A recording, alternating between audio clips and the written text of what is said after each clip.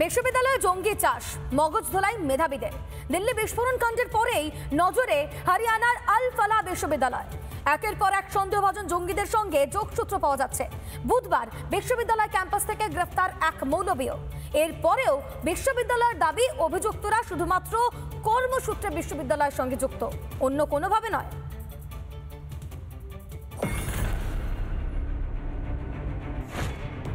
যত কাণ্ড আল ফালাহ বিশ্ববিদ্যালয়। বুধবার এক মৌলবীকে গ্রেপ্তার করা হয়। বিশ্ববিদ্যালয়ের ক্যাম্পাসেই নাকি ঘর ভাড়া করে থাকতো সে। এই আল ফালাহ বিশ্ববিদ্যালয় হতোটা কি? এই আল ফালাহ বিশ্ববিদ্যালয় সম্পর্কে একের পর এক পরতে পরতে নানা তথ্য সামনে আসছে, যা ভয়ঙ্কর।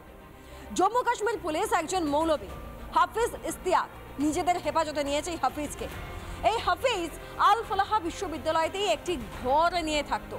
এখানেই নয়, এখানেই শেষ নয়, যে ঘরে এই হাফিজ ইশতিয়াক থাকতো সেই ঘরেই বিস্ফোরক উদ্ধার হয়েছে। কারে কারে ammonium nitrate, potassium chloride, sulphur, এই সমস্ত কিছু আল ফালাহ বিশ্ববিদ্যালয়ের মধ্যে ওই যে ঘর ওই হাফিজ নিয়েছিল সেখান থেকে উদ্ধার হয়েছে। এমনকি অন্যকে ঘর পেতে সাহায্যও করত এই হাফিজ ইশতিয়াক। শুধু এই মৌলবী নয়, আল ফালাহ মেডিকেল কলেজের সঙ্গে যুক্ত একাধিক অধ্যাপক ডাক্তারদের সঙ্গে মিলেছে জঙ্গি যোগ। এখানকার অধ্যাপক ডক্টর মুজাম্মিলের ঘর থেকে উদ্ধার হয় বিস্ফোরক। আবার এই বিশ্ববিদ্যালয়ের ডাক্তার ধৃত শাহিন শাহিদের সঙ্গেও জৈশ যোগ ক্রমশ স্পষ্ট হচ্ছে। আগেই জানা গিয়েছিল জৈশের মহিলা বাহিনীর ভারতীয় শাখার প্রধান সে। এবার গোয়েন্দা সূত্রের খবর, জৈশের কাছে অর্থ সাহায্য পেয়েছিল সে। এত কিছুর পর বিবৃতি জারি করেছে আল ফালাহ বিশ্ববিদ্যালয়। তাতে বলা হয়েছে, ধৃতদের সঙ্গে শুধুমাত্র কাজের সূত্রেই যোগ বিশ্ববিদ্যালয়ের, অন্য কোনো রকম যোগ নেই। বিশ্ববিদ্যালয়ের ল্যাব নজরদারির মধ্যেই থাকে, কোনো অসাধু কাজ ল্যাবে হয় না। বিশ্ববিদ্যালয়ের এই বিবৃতি কি আদৌ বিশ্বাসযোগ্য, নাকি আল ফালাহর অন্দরে জঙ্গি চাষ হচ্ছে? যে ইউনিভার্সিটি আজকে ভারতবর্ষের কেন্দ্রবিন্দু হচ্ছে টেরার নেটওয়ার্কে, আল ফালাহ ইউনিভার্সিটিতে আমরা ইতিমধ্যে জানতে পেরেছি সেখানে টেরার ফান্ডিং হতো।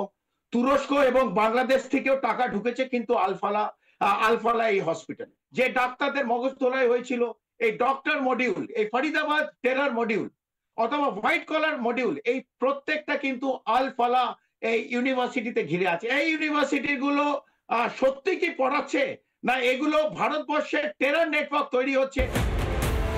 দিল্লি বিস্ফোরণ হোক বা ফরিদাবাদ মডিউল, অভিযুক্তরা অধিকাংশই আল ফালাহ বিশ্ববিদ্যালয়ের সঙ্গে যুক্ত। তবে কি এখানেই লুকিয়ে জৈশ মডিউলের রিক্রুটাররা? তদন্তে গোয়েন্দারা। রিপাবলিক বাংলা। নানা ধরনের কন্টেন্ট দেখার জন্য লাইক করুন, শেয়ার করুন আমাদের ফেসবুক পেজ, সাবস্ক্রাইব করুন আমাদের ইউটিউব চ্যানেল।